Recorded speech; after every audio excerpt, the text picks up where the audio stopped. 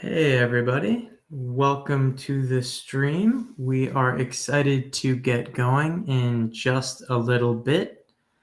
We are still gathering. If you can see the chat and if you're able to access it, we'd encourage you maybe now to just kind of chime in and say where you're from. We had a great reception of that last time to see the depth of where everyone was dialing in from. The other thing I would note is that throughout the presentation, please feel free to ask questions and we'll try to get them answered to the best of our ability as we go through. I think there will be a formal session, and then once that's wrapped up, we'll try to get the best questions from the chat and then ask them live. And I think with that, we are ready to kick off. So, hey everybody, welcome to our live stream. My name is Pat Gunn and I am a native New Yorker, a volunteer with Get Out the Vote for Ukraine, and a proud member of NAFO. I'm happy to be working with Get Out the Vote for Ukraine, which is a nonpartisan organization focused on vote in key states including Pennsylvania, Michigan, and Wisconsin. And why those states? Well, the reason we're here tonight, or one of the reasons we're here tonight, is because there are enough Ukrainian Americans in those states to determine the outcome of this election, just given how narrow the margins of victory are expected to be. In fact, if you needed another reason to vote, this might be the closest election we've ever seen. But we're also here because the ongoing war in Ukraine is important not only to Ukrainian Americans, but to all of us. Myself, I am not Ukrainian American, and I know a lot of you on the chat today aren't as well. But it's really important to stress that this war and its eventual outcome will deeply affect every single one of us, regardless of our heritage. And that's why I think this is the election of a lifetime, and there's numerous reasons to vote. But just for tonight, we'd like you to consider what Ukraine means for this election, for you, and for the United States of America, both as a democracy and as a leader of the free world. Thus, the theme of tonight's discussion is why Ukraine is so important for U.S. national security, and why this election, which is only 2 weeks away, is so important for Ukraine. And with that, I will introduce both our moderator, Linda Douglas, and our key speaker for the evening, Ambassador Marie Yovanovitch. So I will start with Linda, who has had a very impressive career of 35 years as an award-winning political journalist. And over that career, she's actually covered 6 presidential campaigns. She is also no stranger to the corporate world, having had senior positions with The Atlantic and Bloomberg News.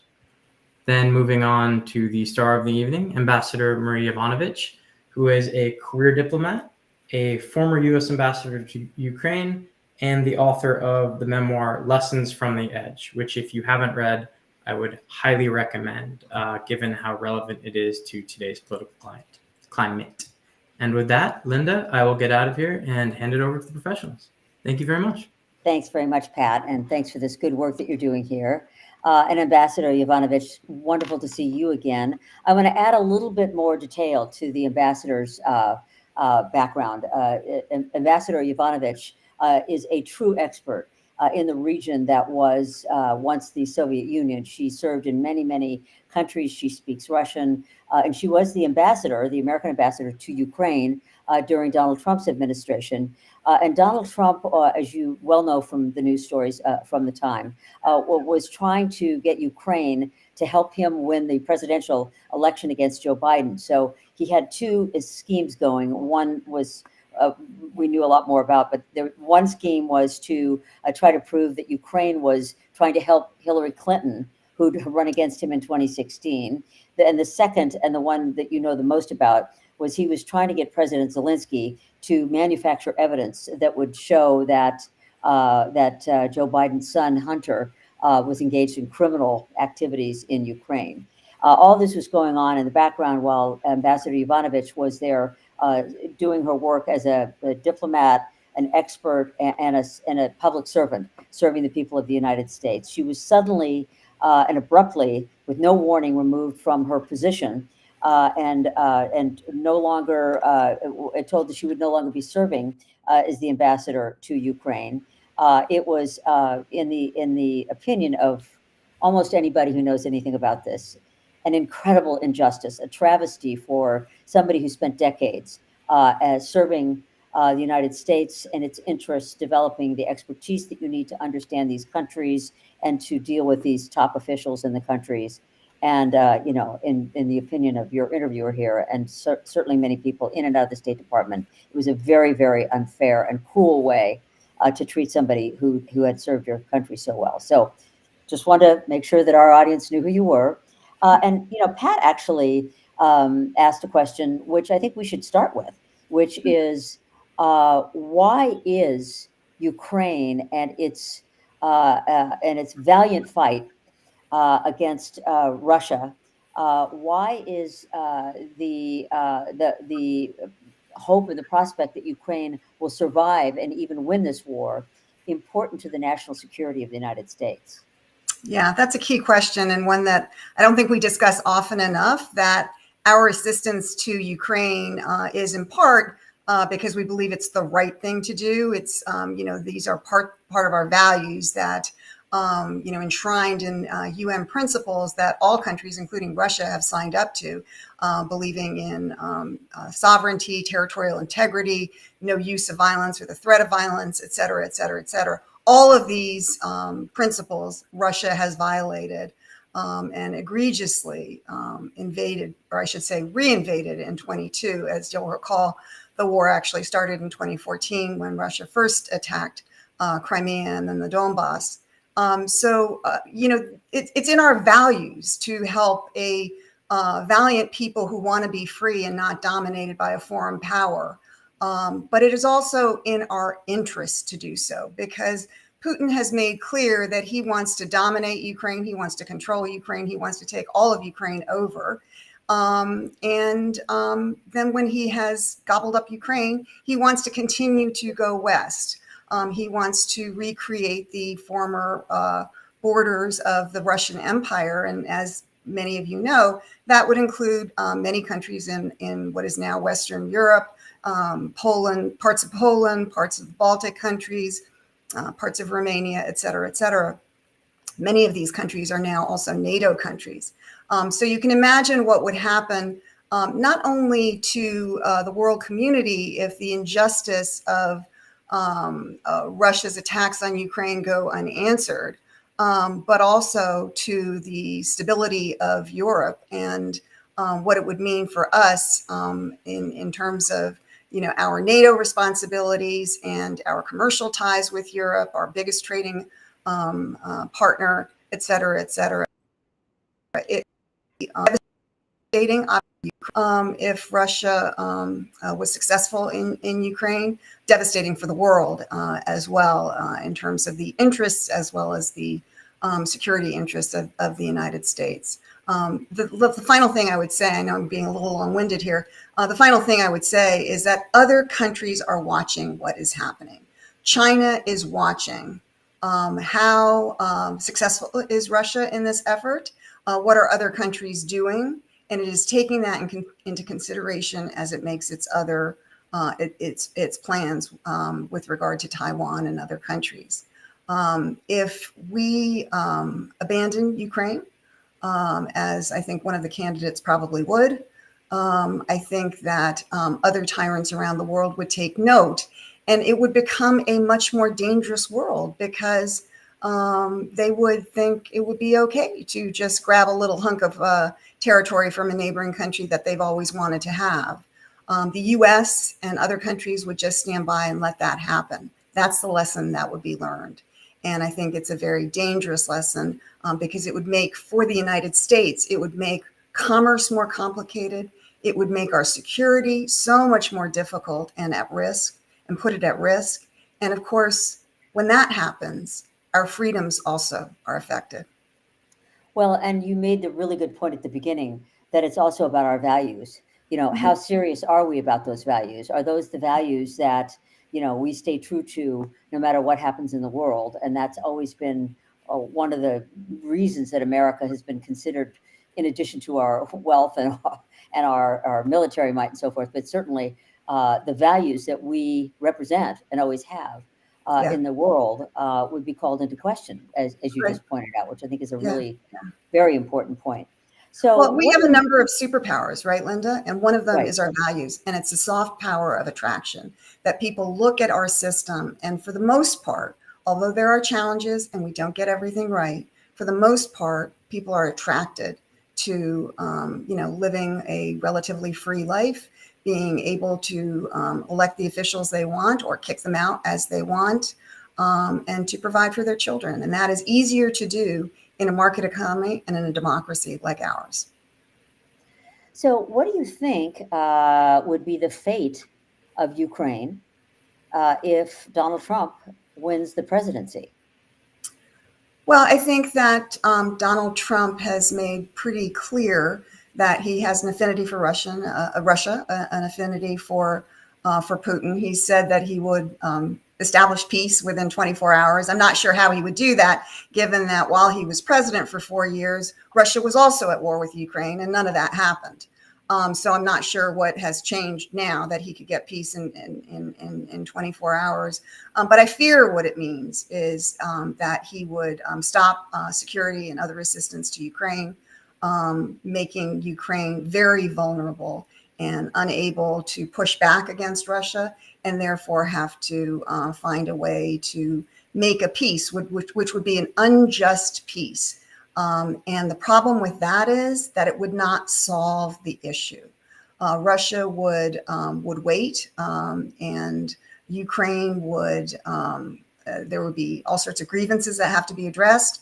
Russia would wait until it felt that it had rearmed and sort of resupplied and rested, and then it would come back for more of Ukraine, perhaps some of Western Europe as well. So I think it would be, again, it would make for a much more dangerous and unpredictable world. Well, and I think we also want to be worried about what Trump said about NATO not paying its bills, saying that it would be fine if Russia went in and did whatever it wanted to NATO. Do you think he actually means, I mean, based on everything you've seen him say, would he also not care, as some Americans who follow Donald Trump do not, if he just went in and continued murdering people and waging war until he managed to seize the entire country? Um, it's always hard to know, but I think that Donald Trump is not about America first. He is about Donald Trump first. And so it's all about how he would see his personal and political interests and future. It's hard for me to see how any American would benefit from that kind of scenario. But Donald Trump is kind of a unique politician, and I think he would find a way, because I think it's pretty well established that he wants a close relationship with Putin, and Putin has been, manipulating him since the word go. I mean, all we need to do is think about that private encounter in Helsinki in the summer of 2018. And then the two of them went out on the world stage to do a joint press conference. And in front of everyone, the president of the United States undermined and contradicted his own intelligence assessments about Russian interference in our elections the last time around in 2016, and took Putin's word for it. Even if you look at the tapes, even Putin is uncomfortable with this because he realizes that this is not a good situation for him or for Russia, because it's pretty clear how manipulative he has been and how So successful he has been at that. we're not only going to talk about Donald Trump, but I think it's important because that really is the question here. We are certainly going to talk about Vice President Harris, and we want to talk also about the politics in the country in general. But I'd like to stick with the Trump hypotheticals for the moment, because they're not real they're not distant hypotheticals. They're grounded in, statements that they've made on the campaign trail. So right now, the storyline seems to be that Trump is, rambling, incoherent, and not making sense. Maybe there's something going wrong with him. And there certainly are more and more, of the pundits speculating that Trump won't, if he were to be reelected, elected again, that he wouldn't really make it all the way through his 4 years, that something would happen to him health-wise, mental health-wise, and J.D. Vance then would become president of the United States. How do you see that unfolding? That is, should Trump be, it's a very close race. There's a very good chance Donald Trump's going to be back in office again. Also a very good chance something's going to happen to him, that he won't make it through the 4 years. What would happen then if J.D. Vance were president of the United States with respect to Ukraine? Well, I think J.D. Vance has made a number of statements about Ukraine. The first, notably, well, not the first, but one that is notable from the spring, is that he doesn't care what happens to Ukraine, and I think that's pretty clear. The second thing he said is that he sort of unfolded his thoughts about a peace plan, and it's essentially a Russia peace plan, where Russia would get everything it wanted, the territory that it has seized illegally and violently, as well as territory that it claims is theirs, but it doesn't actually physically control at the moment, and crucially making Ukraine a neutral country with no hope of NATO membership or any kind of security guarantees from the West.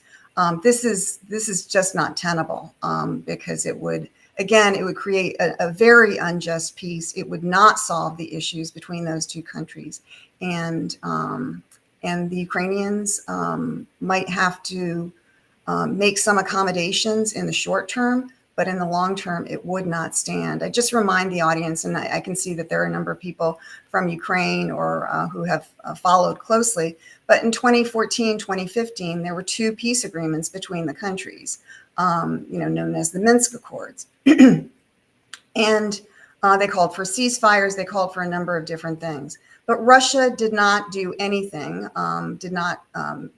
even though they committed to these peace accords, they didn't actually fulfill any part of their part of the agreement, including the ceasefire. And so Ukrainians remember this. Obviously, when one negotiates after a war, you're never negotiating with your best friend, you're negotiating with an enemy. It's hard to trust them. But in the most recent history of 2014, and of course there have been previous agreements that Russia has not stood by, but in the most recent agreements, Russia did not implement them, did not stand by. It waited and came back for more in 2022. And that's the lesson the Ukrainians learned. And frankly, that we in the West and the rest of the world need to learn as well. Russia will come back for more.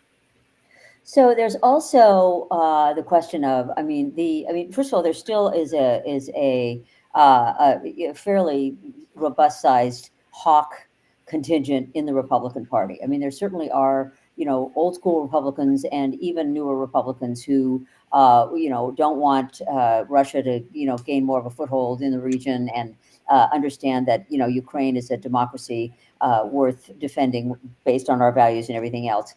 But in terms of spending money to continue to arm Ukraine, and then to spend money, if there is an agreement made, to rebuild Ukraine, how do you see that playing out? Because one can imagine, given that one of Vance and Trump's complaints is that we're spending, American dollars that should be spent at home over in Ukraine. How do you see that playing out if, number one, Trump becomes president, but we have to keep spending money, and say he hasn't quite given in to Putin immediately on day one, and number two, say they have given in, there is a deal forced upon Ukraine that is in Russia's interest, but now there's a tremendous amount of rebuilding to be done.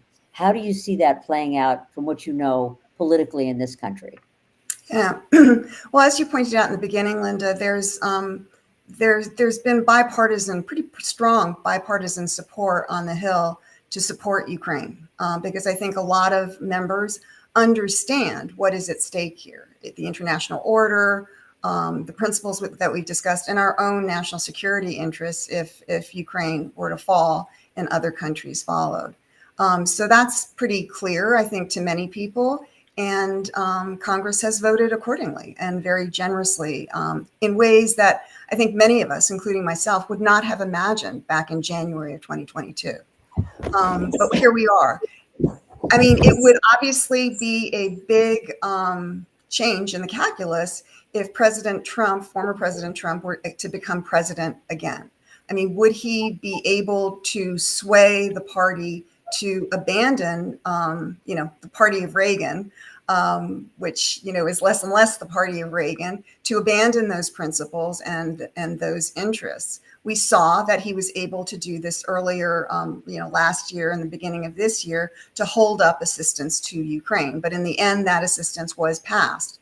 As president, I would imagine that his influence will become stronger. And so it's an area of concern. You have noted that. The other thing is on reconstruction. There, I think that just as our European friends and allies are doing a lot on the security side, they would have a lot of interest in helping on the economic side. And just as with the Marshall Plan, which was, part government setting up the conditions and kind of incentivizing business back in the day after World War II, I think there would be something similar set up. And I think the U.S. would want to participate in that because our businesses would want to be a part of that. And I think if nothing else, Donald Trump prides himself on being a businessman and understanding the art of the deal and so forth. So perhaps there might be some room to work with him on those issues. So there are some guardrails here, the politics of Congress, of members of Congress, as you're pointing out. But in terms of Donald Trump himself, and I promise we're going to get into another area as soon as I ask this last question about Donald Trump. So he really does have a thing for Putin, as you pointed out. And, there was the story that we just learned from Bob Woodward's book that he sent Putin COVID tests that were desperately needed by Americans, but he sent them to Putin. There were also reports that he phoned Putin 7 times and they chatted. God knows about what. He didn't inform anybody in the existing government, the current government, State Department, intelligence agencies. Just they chatted about who knows what.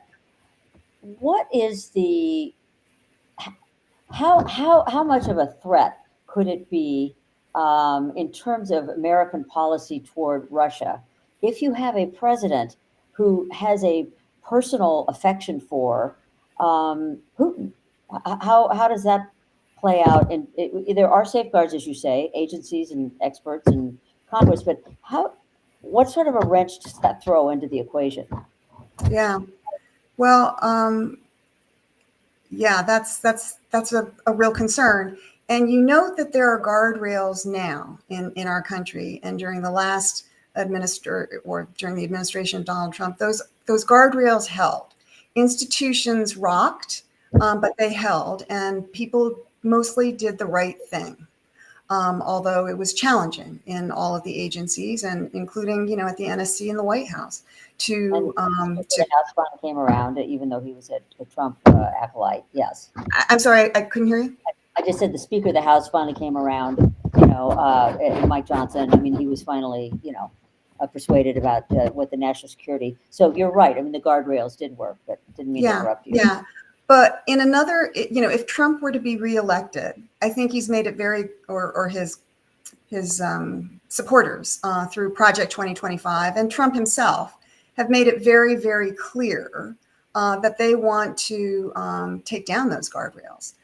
He wants to control the agencies, including most especially Department of Defense, the Attorney General, the FBI, law enforcement in general, and of course the military. Today was the revelation in the Atlantic that he told his close colleagues back when he was in the White House, he wants generals like the German generals, and that, Tiananmen Square, that wasn't all so bad if the U.S. military would do some things like that. So I think there's the affection for Putin and Orban and others of that ilk. But there's also, who he is as an individual and what he wants to do right here in the United States, without even reference to influence from foreign powers.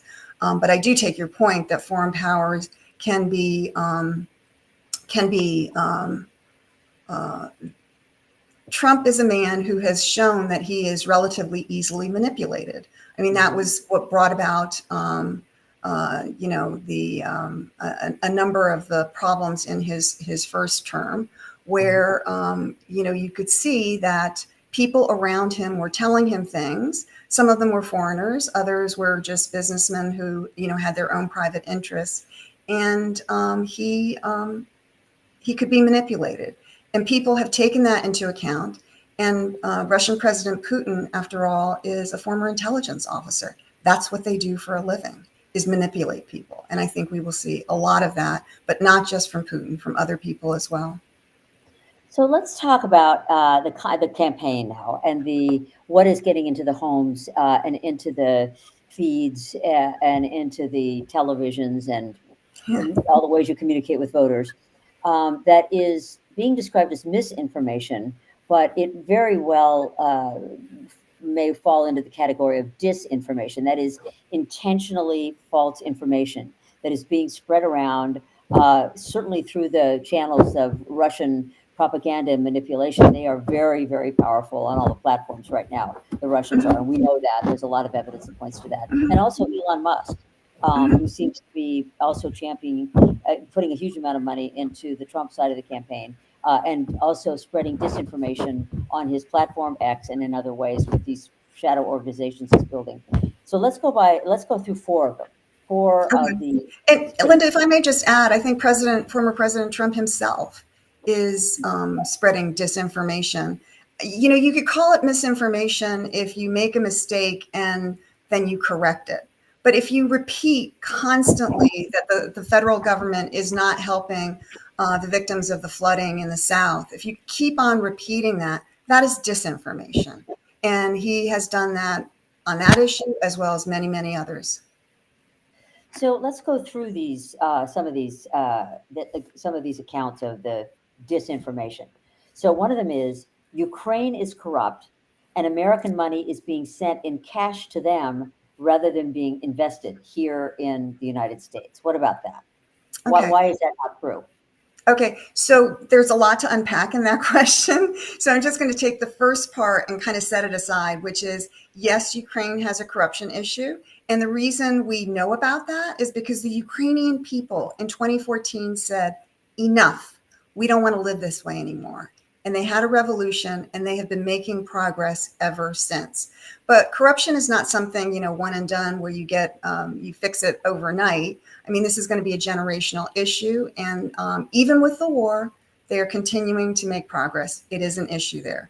I would note it is an issue in Russia, a far greater issue in Russia. And it's part of the reason that Russia didn't just conquer Ukraine in a week, as were the predictions back in 2022, because, they were spending billions and billions and billions of dollars, way more than Ukraine was on its military. But that money was going into the pockets of generals and I don't know who else. And so they had a hollow army. Russia has a far greater corruption problem than Ukraine does, and nobody's talking about it. Frankly, our own country has a corruption problem. All countries do. And it's about how you deal with it, that there are consequences and people are held accountable. So that's the first thing. The second thing is we don't provide, we very, very rarely provide cash assistance to any country in the world. That's not how we do it. There are too many issues about controls. So that is a very, very rare instance, number one. Number two, most of our security assistance that we give to Ukraine, which is very generous and huge amounts of money. And I often hear, we have challenges here in the United States. We could use that money right here at home. And, the secret about U.S. assistance is that most of that money, whether it's security assistance to Ukraine or humanitarian assistance someplace else, actually stays in the United States. Because in the case of security assistance to Ukraine, when you see a number X billion for tanks going to Ukraine, it's not that we give cash to Ukraine and they buy tanks somewhere. What happens is we pull mothballed tanks out of a warehouse that we are not, and tanks that we're not using. We send them to Ukraine, and that dollar figure that we hear goes to American factories, creating American jobs for American workers. And we get, our military gets shiny, bright new equipment. That's mostly the way it works. And so I've heard various estimates for how much of that money stays in the United States, anywhere from 85 to 95%. And every state, because the military is smart about how it allocates, all of its contracting, as we know, in order to gain support from every state. And so every state in the union gets some of that money that has been set aside for Ukrainian security assistance. So it's kind of a convoluted way of explaining it. The last thing I would say is that we keep pretty close tabs, really pretty close tabs on the assistance we are providing Ukraine. And so I recently was in Ukraine in September, and our ambassador said, I can't remember whether she said there are 3 or 4 inspectors general from various branches that are there to monitor what is happening with our assistance. And is anything falling off the truck? What's happening with it? Can we account for it? Can we make sure it is being used for the intended purpose? Yeah, I think this is really important information that isn't getting enough attention. Okay, so disinformation number 2. We are on the brink of World War III, and Donald Trump is the only person who can stop it. He often says that himself.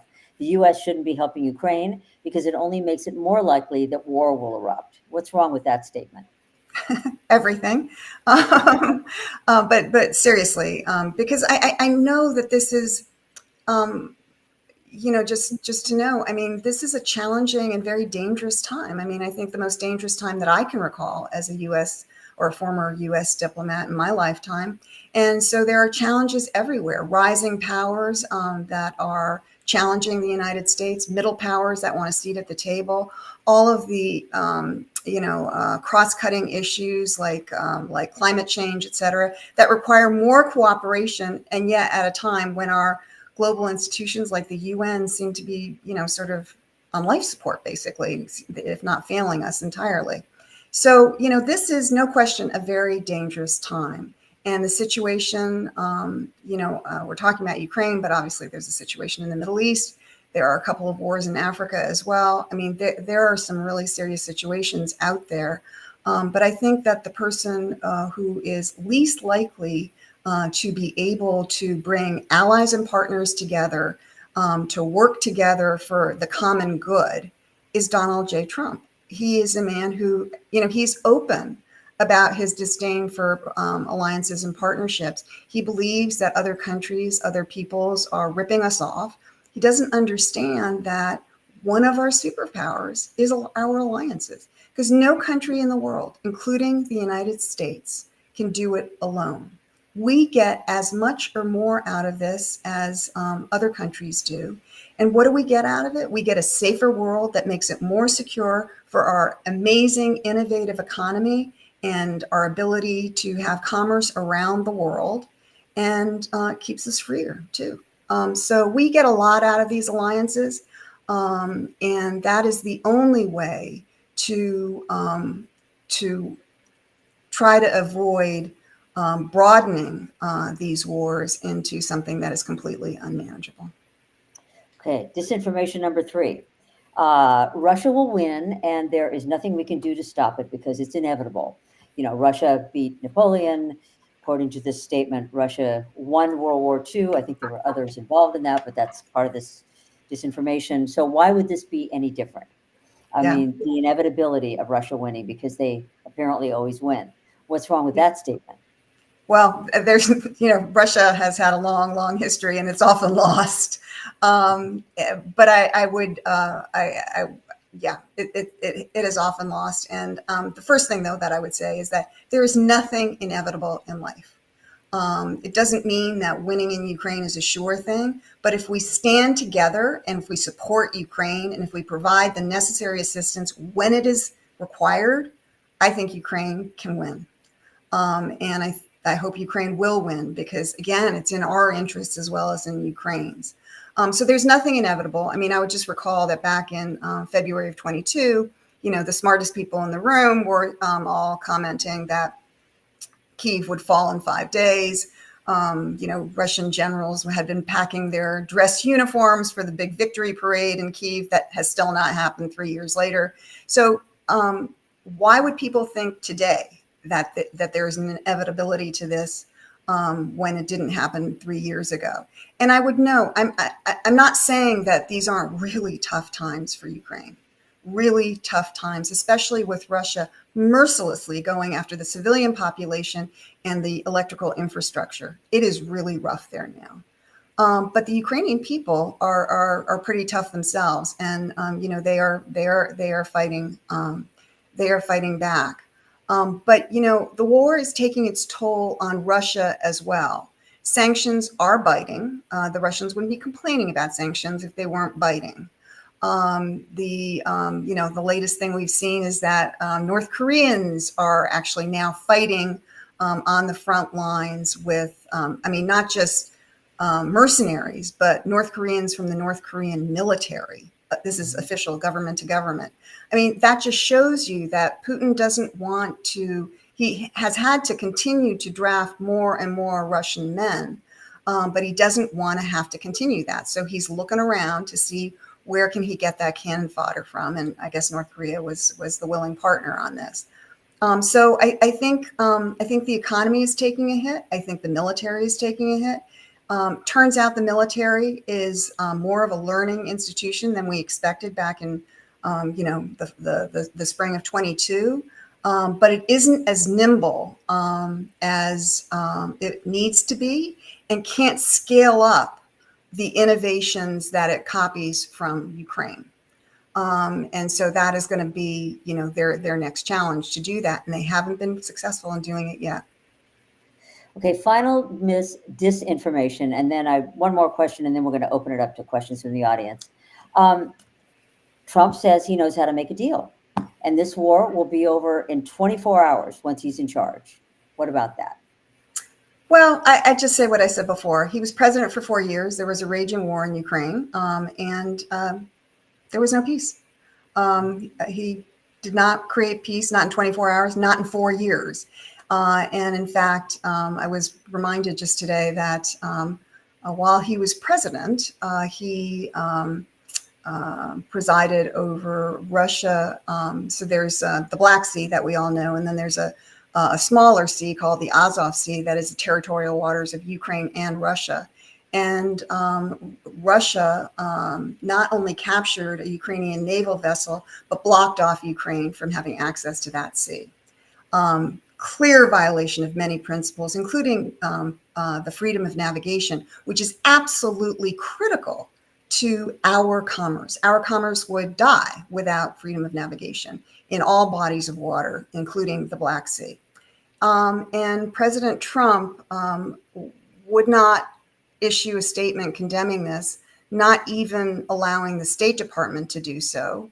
24 hours later, it was brought up in the UN. So Nikki Haley was the first out of the box. And then eventually we put out a statement at the State Department that was okay, but 24 hours too late. The vessel had been captured. 30 plus seamen were Russian hostages. And Ukraine lost the Azov Sea, as well as, the ability to navigate near Crimea. So, during Trump's time, there was a loss of Ukrainian territory in a pretty major way, in a pretty serious way.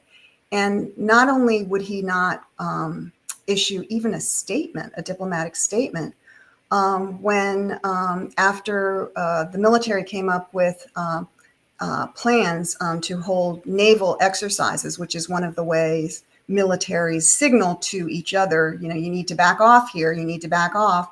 When it was made, it was approved. When it was made public, Trump decided, he saw the footage on CNN and he canceled it because he thought that there might be a reaction from Russia. So again, this is a man who is now saying he would be so tough with Russia and he would be tough with Putin, but his actions when he was actually president and had the ability to do that, do not demonstrate that. So we're going to go to questions because I had so many questions for you that I kept you here a little bit longer than I meant to. But when you're answering the questions that Pat is about to ask from the audience, remember to include some answer to a question I was just about to ask you, which is how would a Harris administration handle Ukraine? Just think about that. And Okay. Pat, over to you. Okay. Great. So thank you so much, Linda. Very much appreciated. Yeah, thank you, Linda. So it was interesting and cool to see. We have almost about 70 people dialed in and to see where they're from. We have them in Detroit. We have them in Michigan. We have them in Pennsylvania, Ohio, North Carolina, some key swing states, which will be very important for this election. And I think ultimately for Ukraine. But we also, I think, almost equally as importantly, more importantly, have some people in Ukraine right now who were nice enough to stay awake and join us. And the first one is actually from Euromaidan Press, and it's a two-parter. And the first one is, does the U.S. want Ukraine to win? And if so, what is America's vision of a Ukrainian victory? So, the U.S., that is very, very broad. And does it mean the Biden administration? Does it mean a possible future Harris administration? Does it mean a possible Trump administration? I will tell you what I think, which is that, yes, I want Ukraine to win.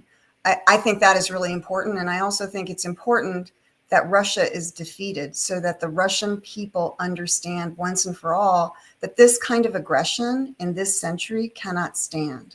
And they need to stop the behavior that Putin has almost institutionalized since he took over power in the year 2000, first in Chechnya, then in Georgia, then in Ukraine again, a little bit in the Middle East. It's dangerous and it must stop. And I unfortunately think that the way that that happens is Ukraine winning. So we'll see what happens on the battlefield because that will certainly influence what happens at eventual peace negotiations. I am assuming that this war will finally end in negotiation. Most wars do, not all, but most wars do, and I think this one will as well. And this administration, and I think Kamala Harris would follow. In fact, I think she said this during the debates. It's got to be up to Ukraine to decide what Ukrainian negotiations look like, what they are willing to discuss, what decisions they are willing to make. Clearly the big issues, we know what they are. I mean, they're the issues of borders, territorial integrity. They are issues of security guarantees, serious security guarantees, not the Budapest Memorandum, not, the 2014 Minsk agreements, which didn't actually provide any kind of security guarantees. But to my mind, membership in NATO. I think that is the one thing that is going to provide the security that that Ukraine needs, and the pushback to Russia to not try it again. And then the issue of reparations and rebuilding, and then finally, and very importantly, the issue of justice. Justice for not only the soldiers who have been captured, the property that has been damaged. But, the hardest thing for me often to think about is, the children that have been kidnapped by Russia and, sent to Russia have been, some of them are in orphanages. Some of them have been adopted into Russian homes. Those children, some of them so young, they don't even know they're Ukrainian. They don't know that there are families that love them and want them back. And the numbers, and this is from a Russian report from last summer, so the summer of 23, where they said that they had, repatriated over 700,000 Ukrainian children. I mean, it is a crime. So the issue of justice is a really important one. I think that was a really kind of good ending to that question too, because you don't hear it brought up, I think, enough. kind of the justice aspect. You hear the land, you hear the NATO, the negotiations, but the justice aspect and kind of the actual crimes, which Russia has very well documented that carried out, need to be addressed as some part of the end of this war. And I think that's really cool to hear your insight that. I think one interesting one we've got from James Kelly, and this has been, I think, reiterated kind of around the internet, is do you think a Harris administration will do more for Ukrainian aid than the current administration or a Trump administration? Well, certainly than a Trump administration. I mean, there's no question about that. I think it's a little hard to tell at this point. In terms of more assistance than the Biden administration has provided, I've criticized a lot regarding the Biden administration, but I do think that they have provided a lot of assistance. Unfortunately, not always, often not in a timely manner, because timeliness makes a difference. You know, if you provide that right weapon 6 months later, you know, as we are seeing now with the delay in the congressional voting, it's a real problem. I mean, Vice President Harris has been strong and unconditional about her that she will continue, her administration would continue to support Ukraine, and I believe her. I mean, she's been involved obviously from the beginning. I mean, she was the person who provided Zelensky, Ukrainian President Zelensky, with the intel regarding the Russian troop plans and so forth. She's met with him, I think, 7 times, and you know, obviously worked with allies on any number of issues having to do with support for Ukraine, as well as raising the costs to Russia. So I would expect that at a minimum, the support we're seeing now would continue, and hopefully it would be more robust. Yeah, great. That was a great answer. So this was an interesting one from Patrick Garabovi, and he said, "What would you recommend motivated youth do in the United States for Ukraine?" Could you repeat? I'm sorry. What Sure. would I recommend? What would you recommend that motivated youth do in the U.S. to help Ukraine? To help Ukraine? Well, right now, in this really political season, I would say go out and get out. Well, first of all, vote yourself, get all your friends to vote, and then go out to your closest Democratic office and find out where you can canvass and persuade other people to vote. Because there is no question that if former President Trump wins, he will not provide support to Ukraine of any kind at all. And so I think right now in this political season, that's the most important thing that can be done.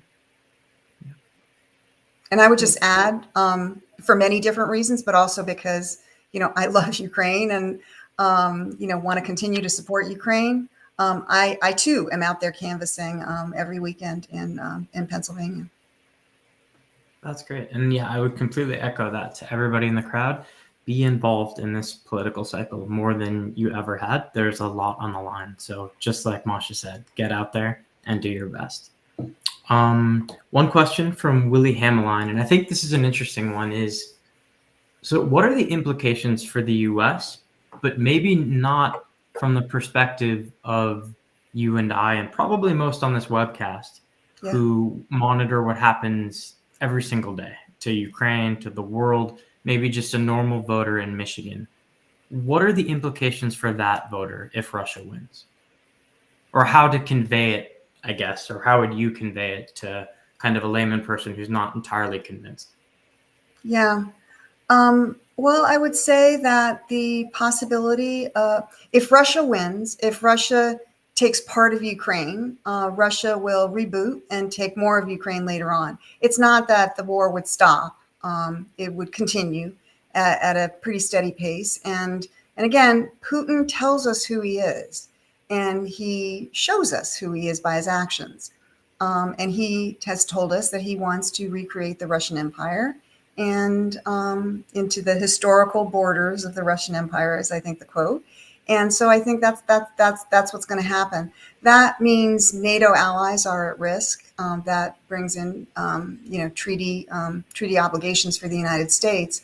But as I said before, you know, the Europe as a whole is our single largest trading partner, and obviously our security partner, and they share, our interests, and not only our interests but our values.